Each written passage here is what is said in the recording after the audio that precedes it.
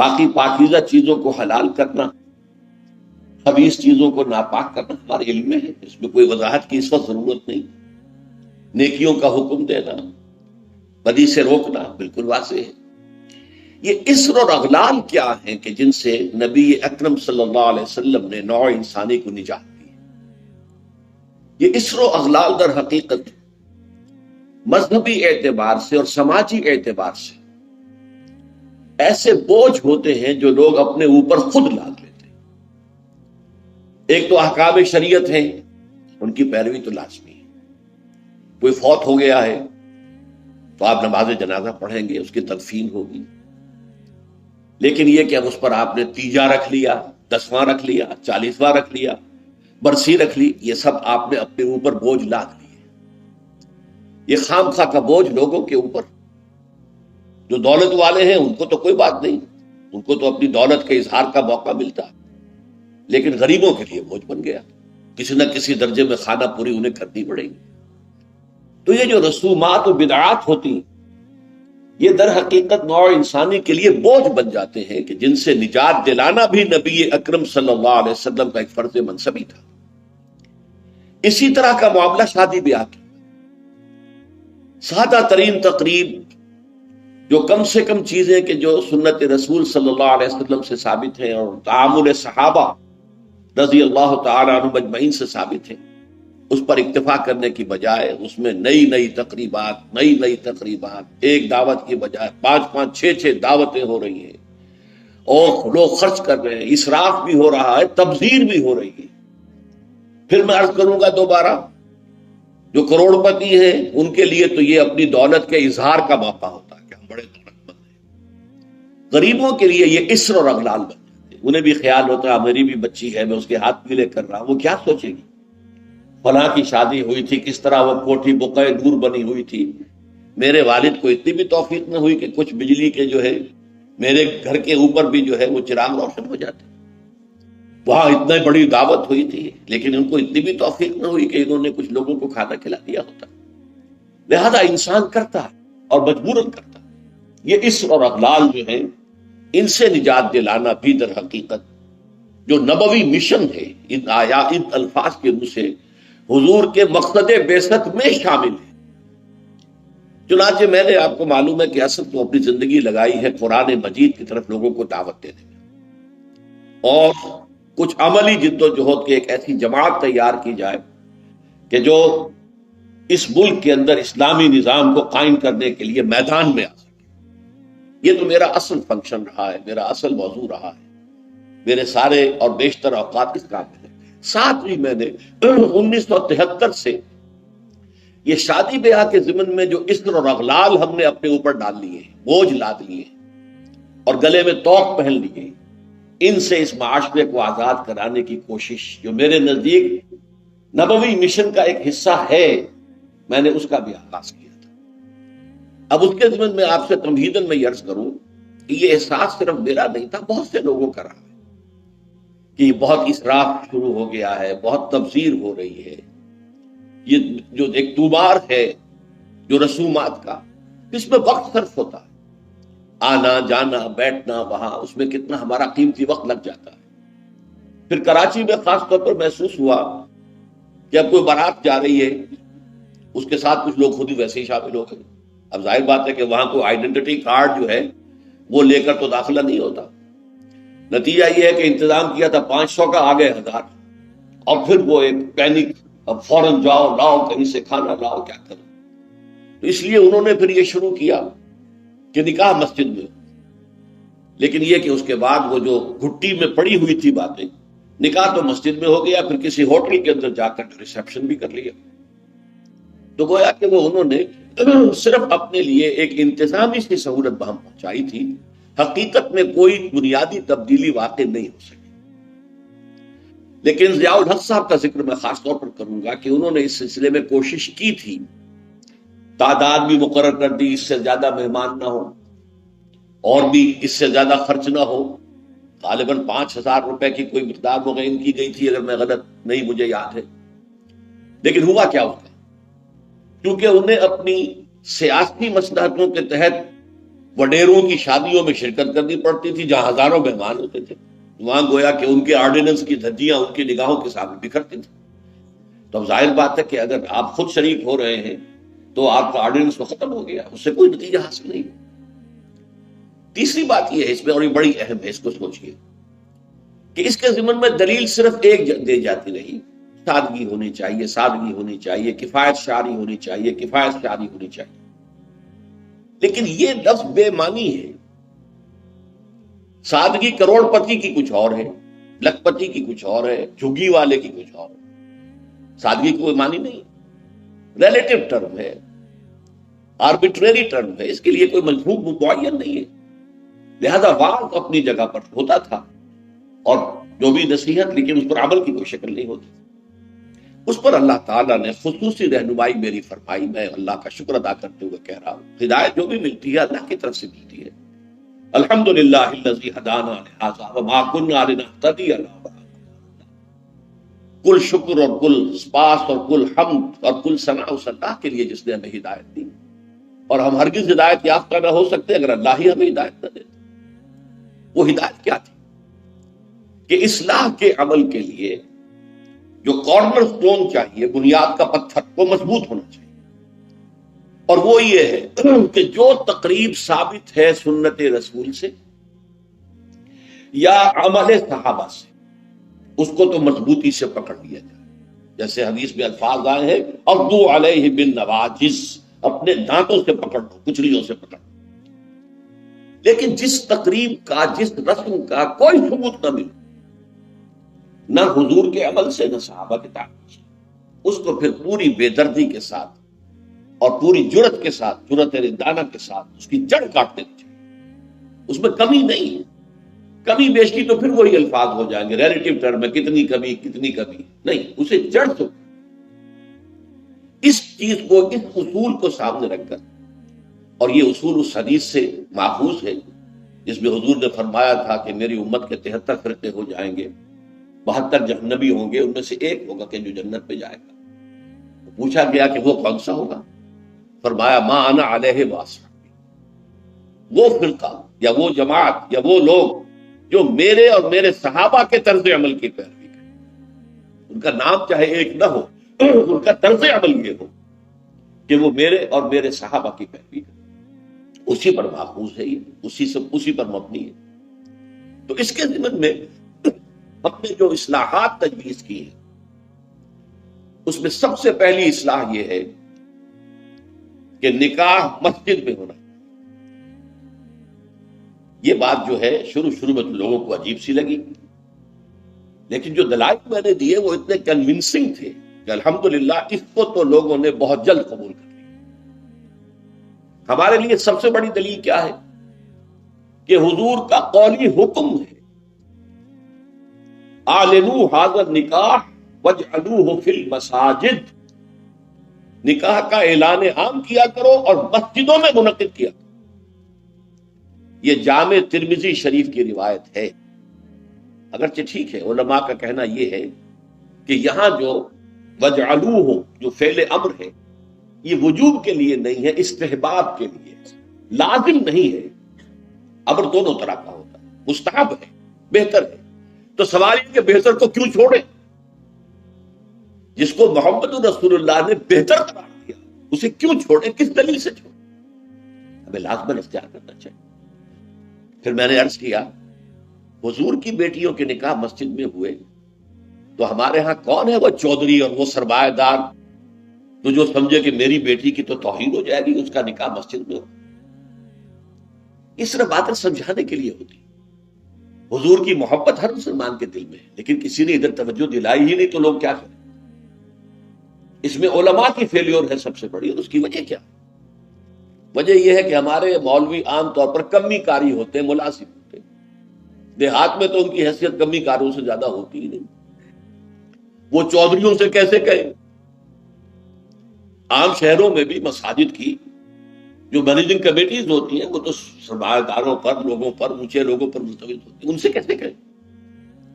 لہذا یہ حدیث جو ہے بیان نہیں کی گئی.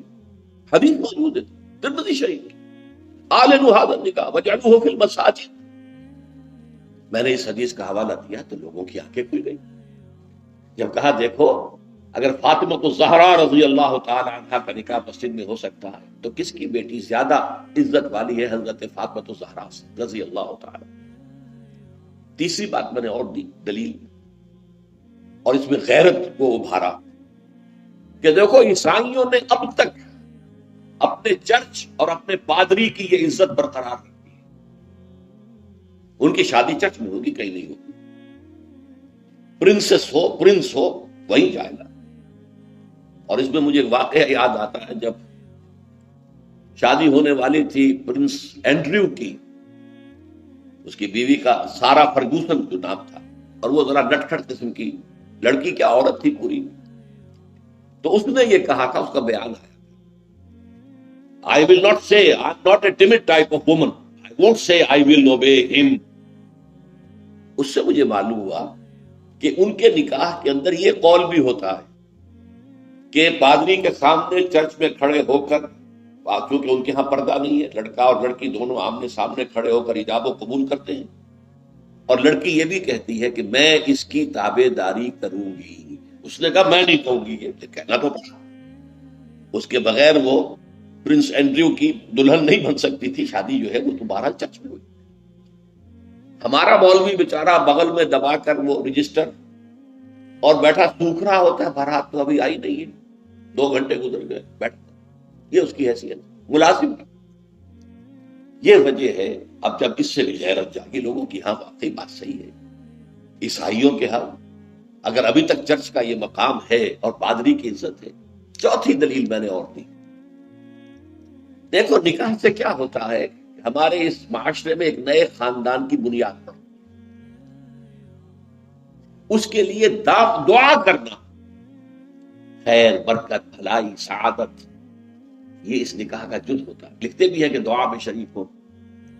اب ظاہر بات ہے کہ دعا کا ماحول آپ نے باہر جو ہے بڑے قالین بچھا لیے قیمتی، اور ان پر قیمتی صوفے رکھ لیے، اور بڑے سنہری قسم کے شامیانے لگا لیے، لیکن وہاں پر ماحول کیا ہوتا ہے؟ سگریٹیں پی رہے ہیں، دھواں سگریٹوں کا، قہقہے لگ رہے ہیں، غیبتیں ہو رہی ہیں، اور یہ کہ کوئی بھانڈ آ گئے ہیں، فحش گوئی کر رہے ہیں.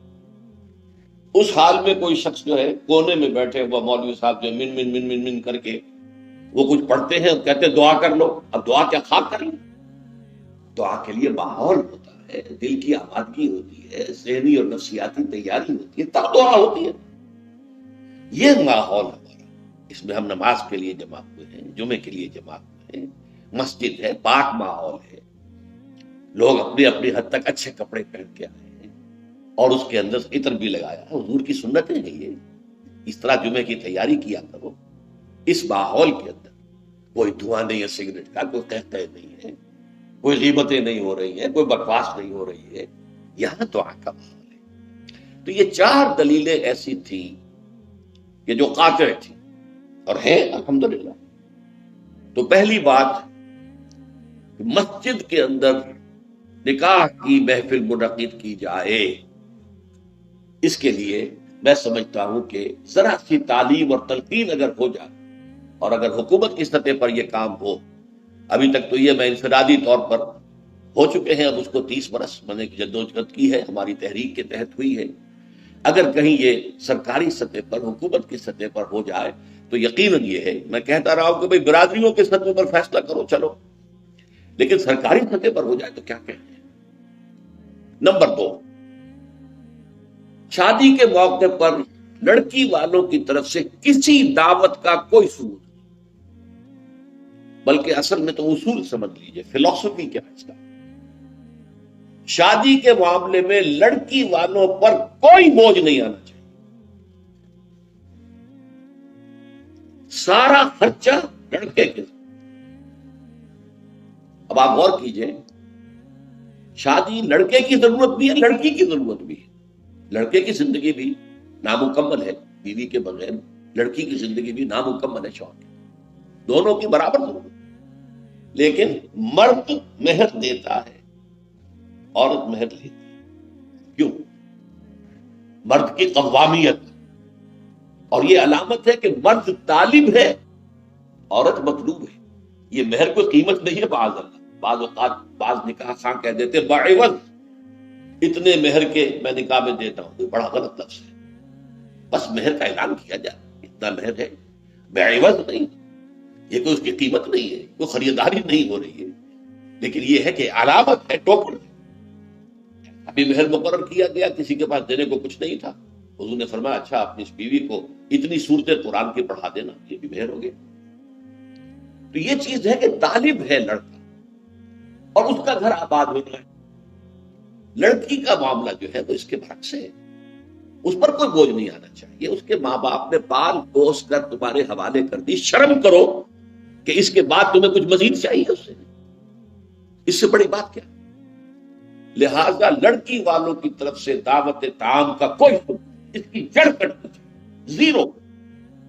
کوئی مشروب بھی نہیں، کوئی اور نہیں. بلکہ آپ کو معلوم ہے نکاح کی محفل میں چھوارے کون لے کے آتا ہے؟ لڑکے والے. اور پھر پلاؤ متنجن کس سے کھاتے ہیں؟ ذرا دیکھیے کس قدر یہ مزہ کا خیز صورت ہے. فرض کیجئے گئے ہیں آپ کسی کے گھر پر جا کر، لڑکی کے گھر پر جا کر نکاح ہو گیا. اب چھوارے جو ہے لڑکے والوں کی طرف سے، اور اس کے بعد دعوت ہو رہی ہے پلاؤ متنجن بریانی کس کی طرف سے؟ لڑکے. وہ عقل کے ناخن لوگ تو کیا چھوارے نہیں وہ بانٹ سکتا تھا جس نے تمہیں پلاؤ کھلایا؟ یہ کیوں ہے اس کو سمجھیے. ہمارے ہاں دو تہذیبیں گڑبڑ، ایک اسلامی تہذیب اور اس کا تقاضا، ایک ہماری جو پرانی ہندوانہ تہذیب ہے اس کے اثرات چل. ہماری تہذیب کا یہ ہے کہ لڑکا خرچ کرے گا اور وہ چھوارے لے کر آئے. ہندوانہ تہذیب ہے یہ دعوت لڑکی والا، یہ ہماری نہیں. اور اس کے لیے میں لطیفہ آپ کو سنا دوں. یہ جو میوات کا علاقہ تھا جہاں سے کہ یہ تبلیغی جماعت شروع ہوئی ہے، بڑا کام کیا انہوں نے. شدھی کی تحریک، چونکہ ہندوؤں نے اسے ٹارگٹ کر لیا تھا اس علاقے میں. وہاں حال یہ تھا کہ کبھی کوئی بزرگ کسی کے ایمان لے آئے تھے، تربیت ہوئی نہیں، تعلیم ہوئی نہیں، تو کہنے کو مسلمان تھے، نام بھی آدھے ہندو آدھے مسلمان، نام بھی ایسے ہوتے تھے. اب ان کے ہاں جب شادی ہوتی تھی تو ایک تو مولوی جی، وہ مولوی کہتے ہیں، مولوی نہیں، مولوی جی نے آ کے بول پڑھا دیے، نکاح ہو گیا. اطمینان نہیں ہوتا تھا کہ یہ صرف بول سے میں نے قبول کیا یہ بندر بن گیا. نہیں، پھر پھیرے ڈلواتے تھے. لڑکے کی چادر لڑکی کی چادر میں گرہ باندھو اور سب کے سامنے 7 چکر لگواؤ تو پتہ لگے گا کہ واقعی عقد کہتے ہیں گرہ کو، عقدہ گرہ کہتے ہیں، عقد گرہ. یہ جو نکاح کی گرہ بندی ہے یہ اس طرح کی ہوگی کہ پہلے مولوی جی بول پڑھا دیں اور پھر جو ہے پھیرے ڈلوا دیں. تو ہمارے ہاں یہ چھوارے تو مولوی جی والی تہذیب ہے، اور پھر اس کے بعد دعوت جو ہے یہ ہندوانہ تہذیب، یہ وہ پھیرے ہیں. کوئی ثابت نہیں ہے، اس کی جڑ کاٹی جائے، کمی نہیں جڑ. پھر میں کہوں گا کمی بیشی جو ہے یہ پھر وہ ریلیٹو ٹرمز ہو جاتی. تو جہاں انگلی رکھنے کی جگہ ہوگی وہاں پورا ہاتھ اور پوچھا رکھ دیا جائے، جڑ کاٹ. یہ دوسری ہم نے تجویز پیش کی. نتیجہ کیا نکلا؟ ان دو کو جمع کیجیے. لڑکی کے گھر پر کوئی فنکشن ہے ہی نہیں، جانبین مسجد میں جمع ہوئے، یہ لڑکے والے بیٹھے ہیں، وہ لڑکی والے بیٹھے ہیں، دونوں یہاں. ان کے یہاں کی خواتین بھی یہاں اندر ہوں گی، ہمارے یہاں خواتین ہال ہے. مسجد میں آئے، نکاح ہوا، اپنے اپنے گھروں کو جا، کوئی تکلیف. اس کا نتیجہ کیا نکلا کہ جسے آپ جنج کہتے ہیں بارات، اس کا تصور زیرو ہو گیا.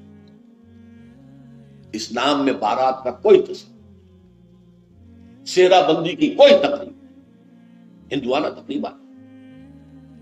بارات کے لیے عربی میں کوئی لفظ ہی نہیں ہے. قرآن اور حدیث میں کیا ہوگا؟ عربی میں نہیں ہے، کوئی لفظ نہیں.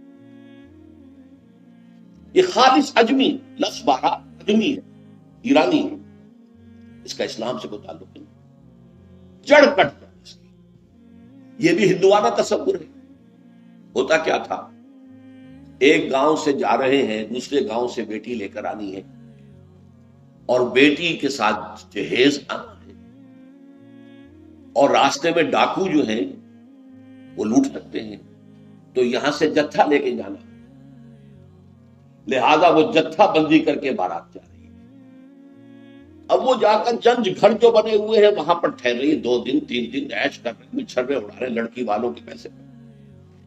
پھر وہ مال غنیمت سے گدے پھدے واپس آ رہے، لہذا وہ جتھا حفاظت کرتا۔ یہ سارا ہندوؤں کا تصور، اسلام سے کوئی تعلق۔ تو نمبر 1 نکاح مسجد میں، نمبر 2 کوئی دعوت طعام ہی نہیں، کوئی بھی نہیں، نو انٹرٹینمنٹ واٹس ایور لڑکی والوں کی طرف سے۔ اجتماع جانبین مسجد، یہیں سے ڈسپرس۔ حضرت فاطمہ کو تو وداع کرانے کے لیے حضرت علی گئے بھی نہیں تھے۔ نکاح کے بعد کچھ خواتین حضرت فاطمہ کو لے کر حجرے میں چھوڑ آئی تھی جا کر، جو ایک انصاری صحابی نے حضرت علی کو دیا تھا، ورنہ ان کے پاس حجرہ۔ 3 باتیں ہو گئی۔ چوتھی بات،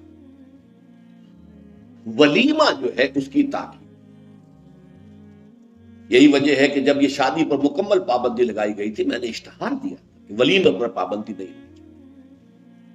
لڑکی والے کے ہاں تو آپ سوچئے، جو دلیل میں نے دی اس کی نفی میں، نفسیاتی دلیل بہت بڑی ہے۔ لڑکی والے کے ہاں ویسے تو لفظ شادی، خوشی، وہاں بھی شادی یہاں بھی شادی، لڑکی والے کے ہاں خوشی نہیں ہوتی۔ اس کے گھر سے لخت جگر، نور چشم نکل کر جا رہی، جیسے خوشی ہوگی۔ مائیں رو رہی ہوتی ہیں، انہیں غشی پڑی ہوتی ہے جب بچیاں نکل رہی ہوتی ہیں، بہن بھائی رو رہے ہوتے ہیں، باپوں کے آنکھوں کے اندر بھی آنسو آئے ہوتے ہیں، نمی آئی ہوتی ہے۔ میں نے بھی 5 بیٹیاں رخصت کی اپنے گھر سے، اور آنکھوں میں نمی آئی، I couldn't withhold my tears۔ پھر یہ صرف یہ تو ہوتا کہ ایک ذمہ داری کا بوجھ تھا، آج اتر گیا۔ اسے آپ انگریزی میں سائی آف ریلیف کہہ سکتے ہیں۔ کوئی خوشی نہیں۔ اس کی مثال میں دیا کرتا ہوں کہ کوئی جانور اگر قربانی کے لیے 10-15 دن پہلے آپ لے لیں، وہ بکرا، کوئی مینڈھا، اور بچے اس کے ساتھ ہل جاتے ہیں، پھر کھلاتے ہیں، لے جاتے ہیں، چراتے ہیں، تو پھر وہ عید کے دن جب آپ اسے قربان کرتے ہیں تو بچے پچھاڑے کھا رہے ہوتے ہیں، رو رہے ہوتے ہیں، اتنا لاڈ اس جانور سے ہو جاتا ہے۔ تو یہ نور چشم، لخت جگر گھر سے نکل رہی ہے، 18-20 برس رہی ہے آپ کے گھر میں آ جا رہی۔ ٹھیک ہے، سائی آف ریلیف ہے، لیکن اندیشہ بھی ہوتا ہے۔ ذہن میں رکھیے، ہمیشہ ہوتا ہے۔ پتہ نہیں بیل منڈے چڑھے نہ چڑھے، موافقت مزاج کی ہو نہ ہو، نئے ماحول میں جانا ہے، ایڈجسٹمنٹ ہو نہ ہو، اپنی حد تک پورا اطمینان کر لیا ہے، دیکھ لیا ہے، سوچ بچار کر لیا ہے، لیکن کیا کہا جا سکتا؟ ایک بالکل یوں سمجھیے کہ ایک نیا ماحول ہے، نئے جگہ جا رہی ہے، لہذا وہ اندیشہ بھی موجود ہے۔ لہذا واقعتاً لڑکی والوں کے ہاں خوشی کا موقع نہیں ہے۔ ان کے ہاتھوں پلاؤ کھانا بے غیرتی ہے۔ ہاں، لڑکے والے کے ہاں خوشی ہے، اس کا گھر، اور اسے حکم دیا حضور نے، اولموا ولو بشاۃ، ولیمہ ضرور کرو، چاہے تمہارے پاس ایک ہی بکری ہو۔ وہ ایک ہی بکری در حقیقت ان کے ہاں مفلسی کی سب سے بڑی شکل ہو سکتی تھی، لیکن بھیڑیں بکریاں پالنا تو ان کا پیشہ تھا۔ تو کسی کو ایک ہی بکری ہے تو معلوم ہوا بہت ہی غریب ہے، فرمایا اسی کو ذبح کرو گا، اپنے دوستوں کو، اپنے احباب۔ سیلیبریشن تمہارے ہاں ہونی چاہیے، مرد کے لڑکے کے۔ پھر اس میں بھی اس قدر حضور صلی اللہ علیہ وسلم کی تعلیم کے اندر دیکھیے توازن ہے۔ فرمایا، یہ مسلم شریف کی روایت ہے جو میں آپ کو سنا رہا ہوں، عن عبداللہ ابن عمر رضی اللہ تعالی ان النبی صلی اللہ علیہ وسلم قال اذا دعی احدکم الی الولیمۃ فلیجب، جب تم میں سے کسی کو ولیمے کی دعوت دی جائے تو ضرور جائے۔ اور ایک اور حدیث ہے ابو ہریرہ سے رضی اللہ تعالی عنہ کہ حضور نے فرمایا شر الطعام طعام الولیمہ، ولیمے کا کھانا برا کھانا ہے۔ کیوں؟ اس میں غریبوں کو نہیں بلایا جاتا، بلکہ غریبوں کو جو دھکے دیے جاتے ہیں، دیکھتے ہیں بڑے بڑے ٹینک لگے ہوتے ہیں، ٹینٹ، اور وہاں پر اندر جو کچھ ہو رہا ہوتا ہے، کھانا ضائع بھی ہو رہا ہوتا ہے، غریب کو تو کسی کو داخل نہیں ہونے دیں گے نا۔ اور ہے بھی نہیں، وہ مسلی کھلانے کے لیے تو نہیں ہے نا، وہ تو اپنے اعزاء رشتہ دار احباب ان کو اپنی خوشی میں شریک کرنے کے لیے. تو حضور نے فرمایا شرط الدعوۃ، لیکن اس کے باوجود من لم یجب الدعوۃ فقد عصى اللہ ورسولہ، جو شخص ولیمے کی دعوت قبول نہیں کرے گا اس نے گویا کہ اللہ اور اس کے رسول کی نافرمانی کی. اب آپ سوچئے، جس نبی نے ہمیں اتنی تفصیل سے ہدایت دی دعوت ولیمہ کی، اگر لڑکی والوں کے ہاں کسی دعوت کے اندر کوئی خیر ہوتا ذرہ بھر تو کیا حضور ہمیں اس سے محروم رکھتے صلی اللہ علیہ وسلم؟ تو چوتھی بات جو میں نے عرض کی کہ ولیمہ کیا جائے، ہاں البتہ ون ڈش کی پابندی لگائی جا سکتی ہے، بالکل لگائی جا سکتی ہے. اسراف اور تبذیر کو روکا جا سکتا ہے. اسراف کسے کہتے ہیں؟ اسراف کہتے ہیں ضرورت کی جگہ پر ضرورت سے زائد خرچ کرنا. عام اپنے گھر کے کھانے میں بھی ایک سے زیادہ ڈش پکانا، ایک سے زیادہ کھانا حضور کے نزدیک نہایت ناپسندیدہ. ضرورت ہے پیٹ بھرنے کی، ایک سالن روٹی سے بھی ہو جاتا ہے، آپ نے چاہتا ہے کھانا پہ. یہ اسراف. اسی طریقے سے شرط، اگر دعوت کے اندر بھی ون ڈش کی پابندی ہو تو بالکل ٹھیک ہے، اس کے اندر کوئی حرج نہیں. لیکن یہ کہ اس میں اب جو کیا گیا ہے کہ میٹھے کے اوپر پابندی، بالکل یہ صحیح نہیں ہے. میٹھا حضور کو بہت مرغوب تھا، پسند تھا. تو اس میں یہ ہے کہ ایک ڈش میٹھے کی، یہ نہیں کہ 3 4 ڈشیں، دال کا حلوہ بھی ہے، گاجر کا حلوہ بھی ہے، اور فلاں بھی ہے، اور فلاں بھی ہے، اور پھر کھیر بھی ہے. لہذا ولیمے کی اجازت ہونی چاہیے، اور ظاہر بات ہے کہ ہر شخص اپنی سطح کے مطابق کرے، اور وہ آدمی بھی بلائے گا، جو کم ہی بلا سکتا ہے وہ کم بلائے گا، جو زیادہ بلا سکتا ہے. اس کے اوپر بھی کوئی خاص پابندی لگانے کی ضرورت نہیں ہے. لیکن ظاہر بات ہے جو میں نے ایک بات کی ہے، اس سے شادی بیاہ کے اخراجات کا ایک حصہ تو بالکل ختم ہو گیا نا. لڑکی والوں کی طرف سے تو زیرو ہو گیا، نہ کوئی سیلیبریشن، نہ کوئی دعوت، نہ کوئی خیمے لگانے کی ضرورت، نہ کچھ اور ریسیپشن، کچھ کیسے بالکل زیرو. لڑکے والے جو ہیں دعوت ولیمہ، اور اس کے اندر ظاہر بات ہے کہ اپنے ساتھیوں کو، دوستوں کو، اعزاء کو، اقارب کو، جس حد تک بھی اس کے لیے ممکن ہے. اچھا یہاں تک فرمایا کہ اگر تمہارے کسی بھائی نے نکاح کیا ہو اور اس کے پاس کچھ بھی نہیں تو وہ ولیمہ کر سکے، اپنے گھر سے کھانا لے جاؤ اور جا کر اس کے ہاں بیٹھ کر سیلیبریٹ کرو، اس کی خوشی میں شریک ہو. یہ کس قدر فطری تعلیمات ہے. اور جیسے کہ میں نے بتایا کہ اصل خوشی جو ہے وہ لڑکے والے کی، اس کا گھر بات ہوا. لڑکی والے کی تو خوشی نہیں ہے، ان کے ہاں سے تو ایک فرد جو ہے وہ نکلا ہے. اچھا اب آئیے 5ویں چیز، جہیز کی جڑ کا. اگرچہ میں نے جو عہد لیا تھا یہ 10 جنوری 1975 کا میرے پاس یہ ایک رقعہ ہے موجود لکھا ہوا. ہمارے ایک ساتھی تنظیم کے ہوتے تھے محمد حنیف ورک، ان کی شادی پر میں نے جو خطبہ دیا تھا، پھر میں نے مسجد خضرا میں لوگوں کو کھڑے ہو کر ہاتھ اٹھوا لیے تھے کہ اس کی پابندی کرنی ہوگی. انہوں نے ہاتھ اٹھائے تھے. اس میں نے اس کو شامل نہیں کیا تھا. یہ جہیز کا معاملہ جو ہے یہ ذرا ہمارے معاشی نظام کے ساتھ وابستہ ہے. اس میں کوئی ڈیمانڈ اینڈ سپلائی کا معاملہ بھی ہے. یہ آسانی سے ختم ہونے والی لعنت نہیں ہے. اس وقت ہم نے صرف ایک پابندی لگائی تھی کہ اس کی نمائش نہ، بلکہ یہ ہے کہ آپ کو جو کچھ دینا ہے 2 دن پہلے بھیج دیجئے لڑکے والے کے، یا 2 دن بعد میں بھیج دیجئے. نمائش نہ ہو کہ غریبوں کو یہ احساس نہ ہو کہ فلاں کی بیٹی تو یہ کچھ لے کر گئی ہے اور یہ کہ میرے پاس کچھ بھی نہیں ہے دینے کے لیے. یہ جو احساس محرومی ہے آپ نوٹ کیجئے. میں نے آپ کو بتایا اسراف کہتے ہیں ضرورت کی جگہ پر ضرورت سے زیادہ خرچ کرنا، اور تبذیر کہتے ہیں بلا ضرورت خرچ کرنا، صرف نمود و نمائش کے لیے، اپنی دولت کے مظاہرے کے لیے، اپنی دولت مندی کی دھوس جمانے کے لیے. پوری کوٹھی جو ہے قمقمہ بنی ہوئی ہے، ہر جگہ پر ہر طرف کے ہر پتے کے ساتھ بل لگا، معلوم ہو جگمگ جگمگ جگمگ ہو رہی. بڑے عمدہ لباس سفید براق پہنے ہوئے جو بہرے ہیں وہ کھانے ڈشیں لیے ادھر ادھر جا رہے ہیں. یہ جو کچھ ہے اسراف، اور اس کے بعد تبذیر. تبذیر کے بارے میں تو فرمایا، اسراف کے لیے تو صرف یہ کہا تسرفوا لا تسرفوا، اسراف نہ کرو، کلوا واشربوا ولا تسرفوا، کھاؤ پیو اسراف نہ کرو. لیکن تبذیر کے بارے میں فرمایا ان المبذرین کانوا اخوان الشیاطین، یہ مبذر جو ہیں یہ تو شیطانوں کے بھائی. کیوں؟ کافی عرصے تک میرا ذہن اس پر اڑا رہا، کیوں یہ کیوں تشبیہ دی گئی. پھر بات کھلی سورہ مائدہ میں جا کر شراب کی حرمت کے ضمن میں الفاظ آئے، انما یرید الشیطان ان یوقع بینکم العداوۃ والبغضاء فی الخمر والمیسر. یہ شیطان یہ چاہتا ہے مسلمانوں کہ تمہارے اندر آپس میں بغض دشمنی پیدا کر دے شراب کے ذریعے اور جوئے کے ذریعے. شیطان چاہتا ہی نہیں.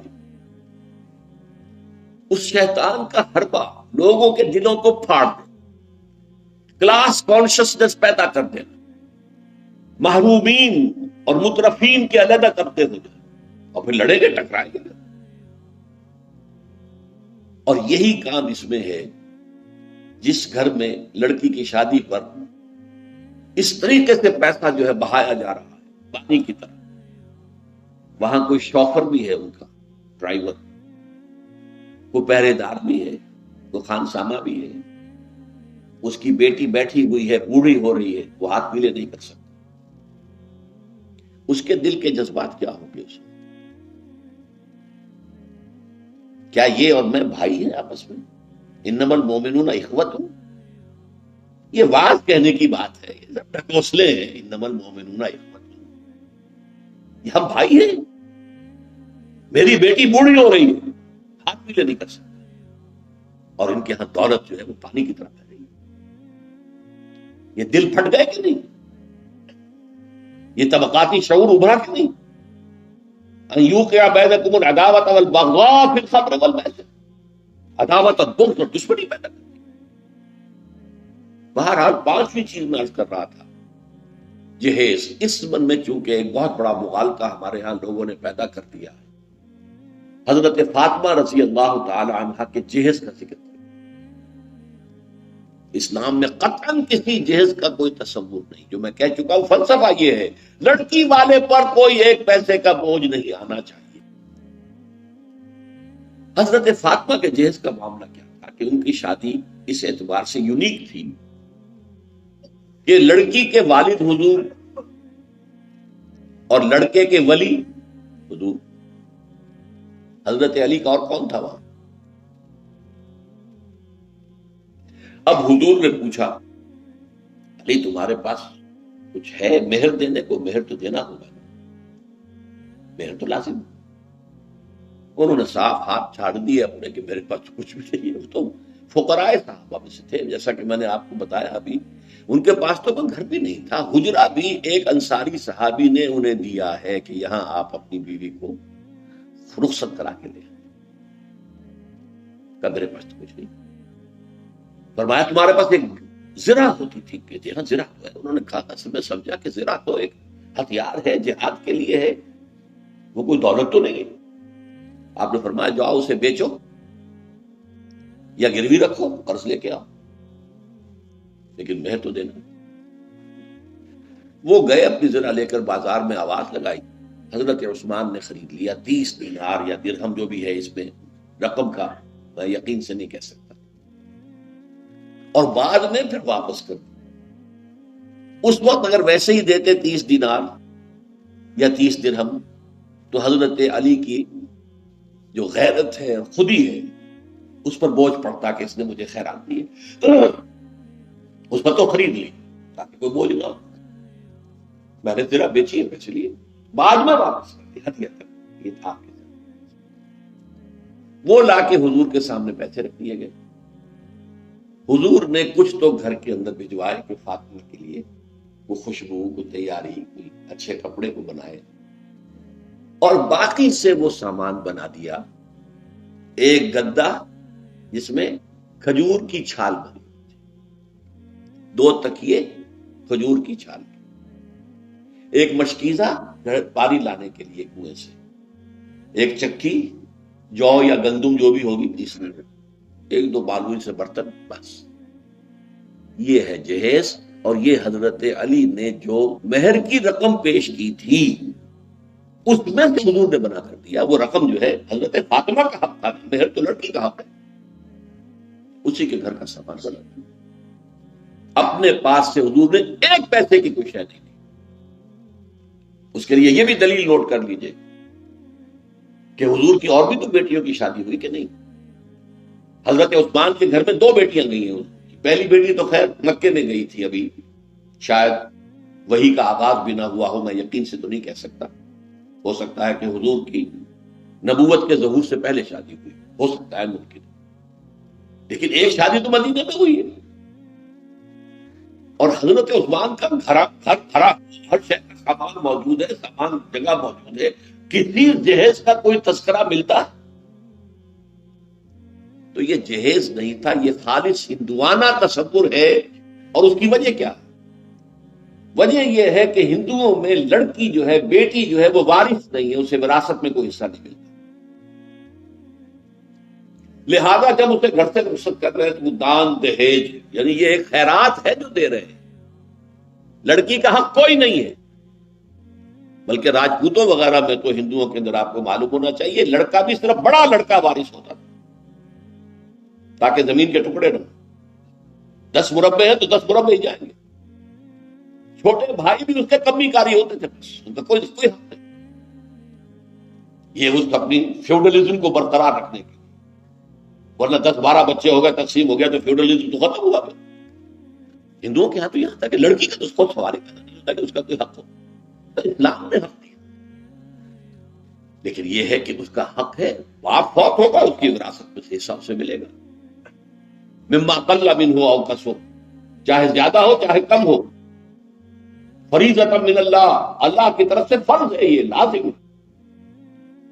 ماں فوت ہوگی، ماں کے آگے کوئی ہے، وراثت ہے، اس میں سے بیٹوں کو بھی بیٹی کو بھی حصہ ملے گا.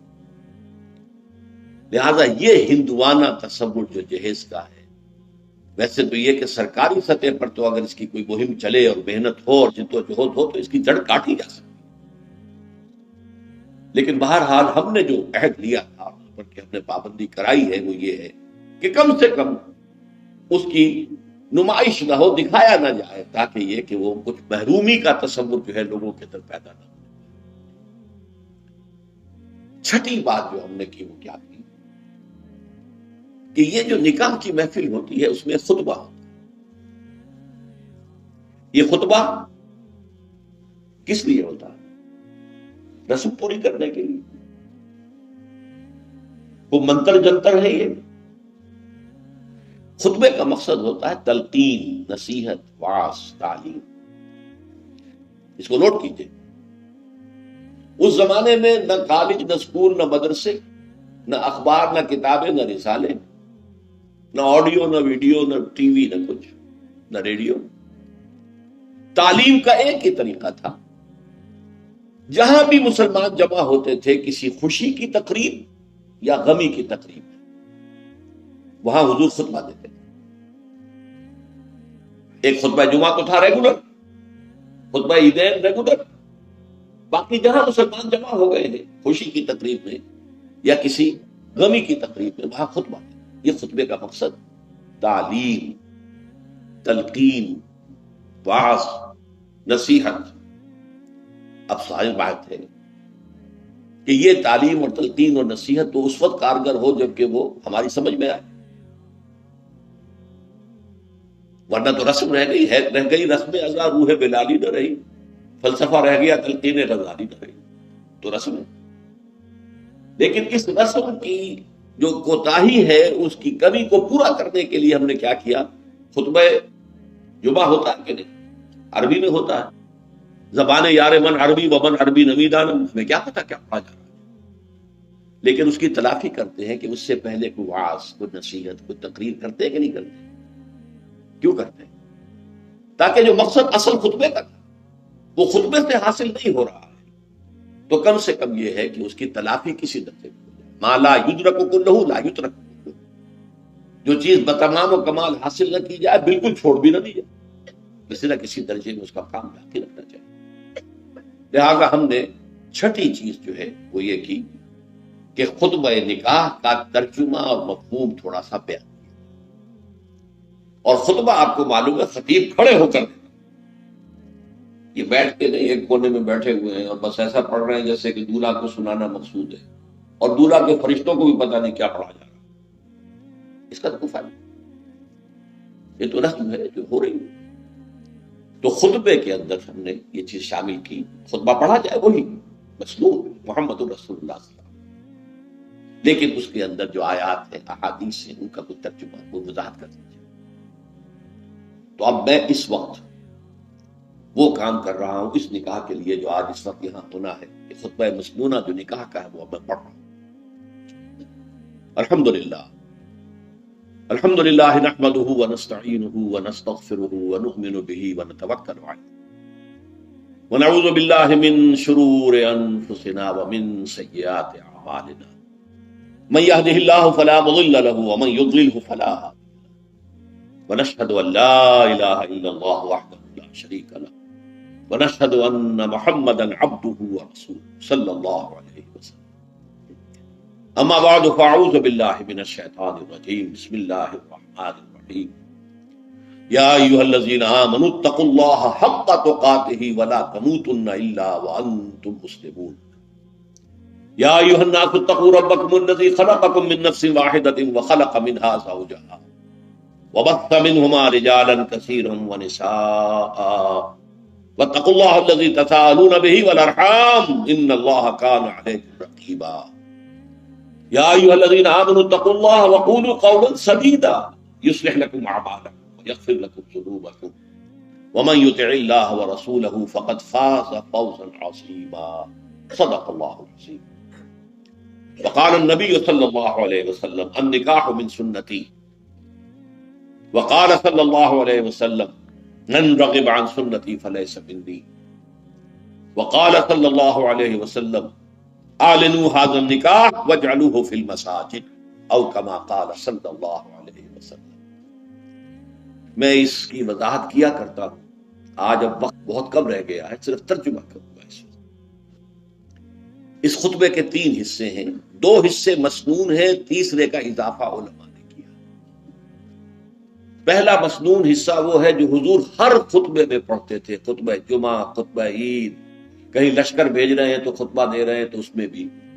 اور وہ در حقیقت ہمارے ایمان اور اسلام کا خلاصہ ہے، کہ گویا کہ تجدید ایمان اور تجدید اسلام ہم کر رہے ہیں، جبکہ وہ خطبہ محفل میں پڑھا گیا. ترجمہ کیا ہے؟ کل حمد، کل ثنا اللہ کے لیے. ہم بھی اسی کی ثنا اور حمد کرتے ہیں، اسی سے مدد مانگتے ہیں، اسی سے اپنے گناہوں کی معافی چاہتے ہیں، اسی پر ہمارا یقین ہے، اسی پر ہمارا توکل ہے، اسی کی پناہ ہم طلب کرتے ہیں اپنے نفسوں کی شرارتوں سے اور اپنے اعمال کی بریوں سے. جس کو وہ ہدایت دے دے اسے کوئی گمراہ نہیں کر سکتا.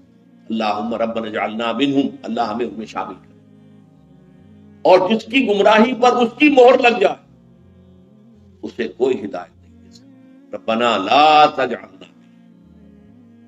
اور ہم سب گواہ ہیں اس بات کے کہ اللہ کے سوا کوئی معبود نہیں، وہ تنہا ہے، اس کے ساتھ کوئی شریک نہیں. اور ہم سب گواہی دیتے ہیں کہ محمد صلی اللہ علیہ وسلم اس کے بندے اور رسول ہیں.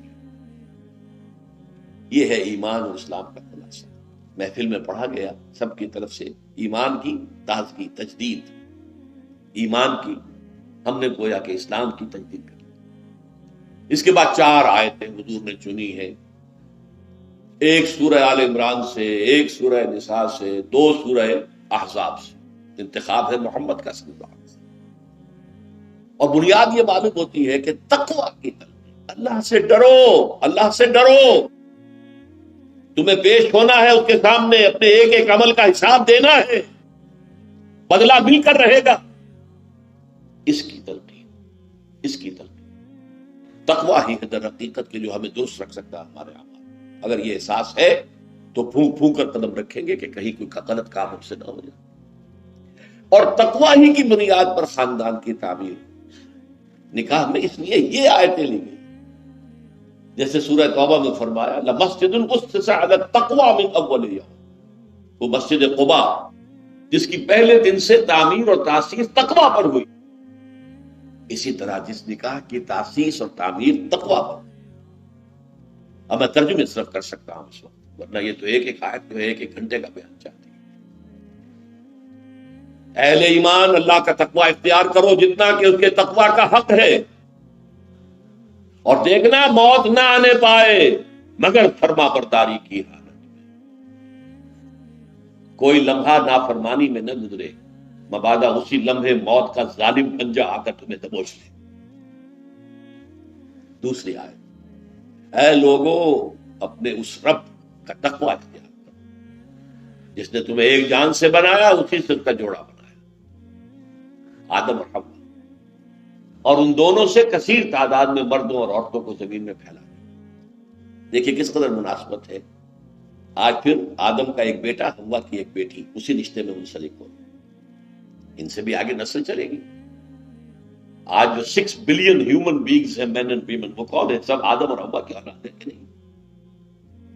لیکن دوبارہ فرمایا واتقوا اللہ، دیکھو دوبارہ سن لو اللہ کا تقوی اختیار، الذی تساءلون بہ، جس کا کہ تم ایک دوسرے کو واسطہ دیتے ہو۔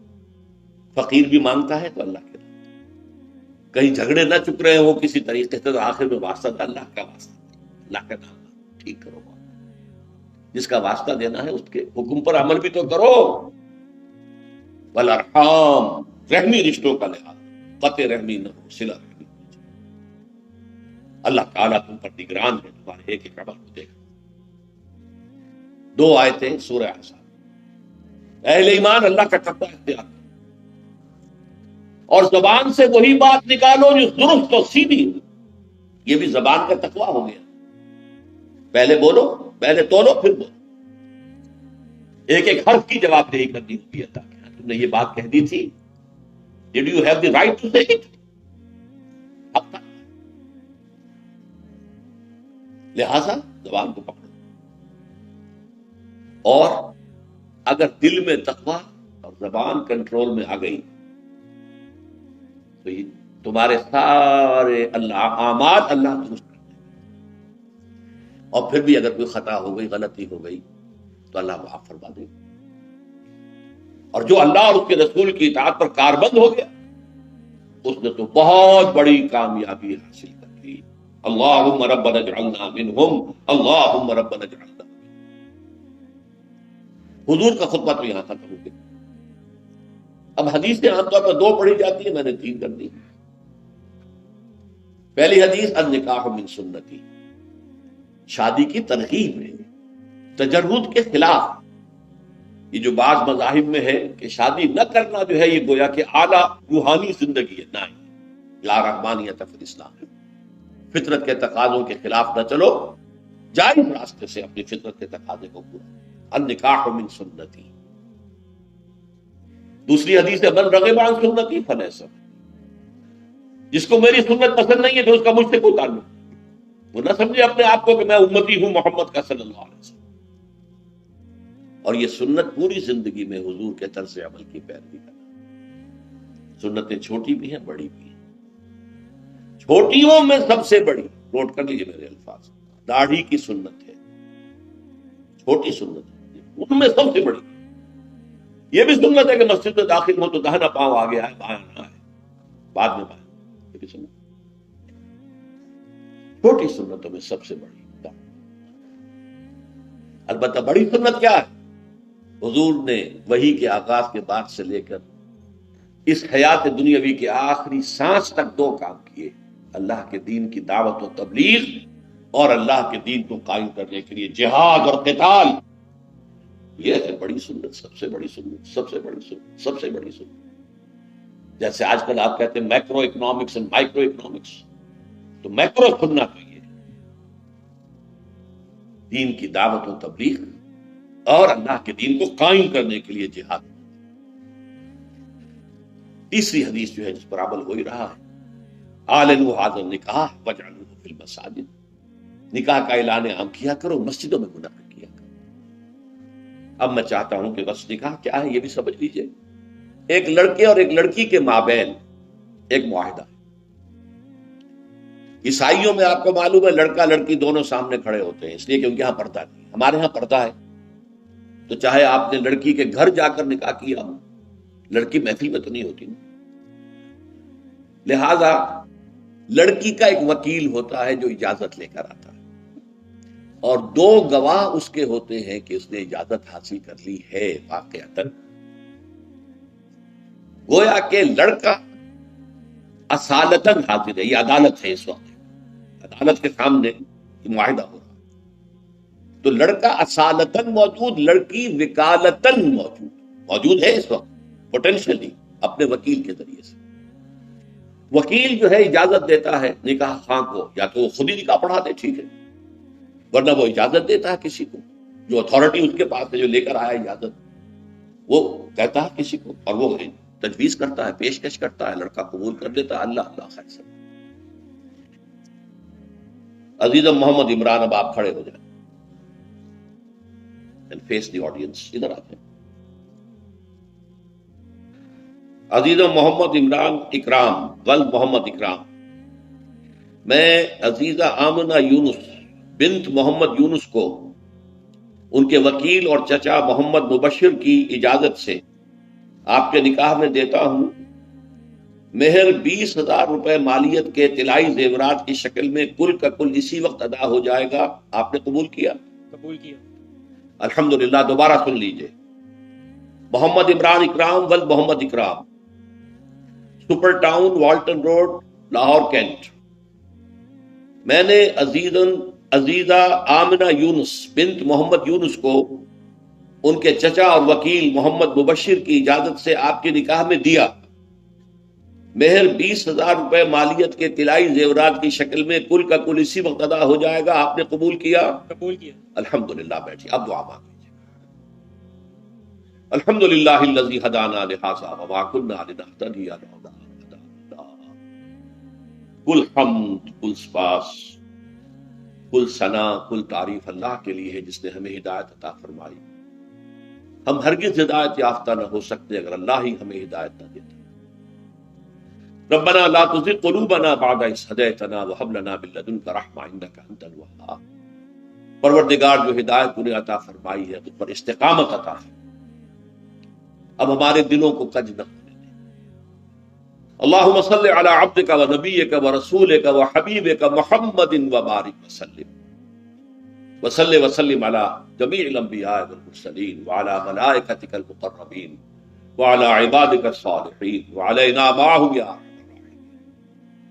اللہم بارک فی ھذا النکاح، اللہم بارک فی ھذا النکاح، اللہم بارک فی ھذا النکاح. اے اللہ اس نکاح میں برکتیں، سعادتیں دین اور دنیا کی عطا فرما. اللہم الف بین قلوبہما، اللہم حبب بینہما.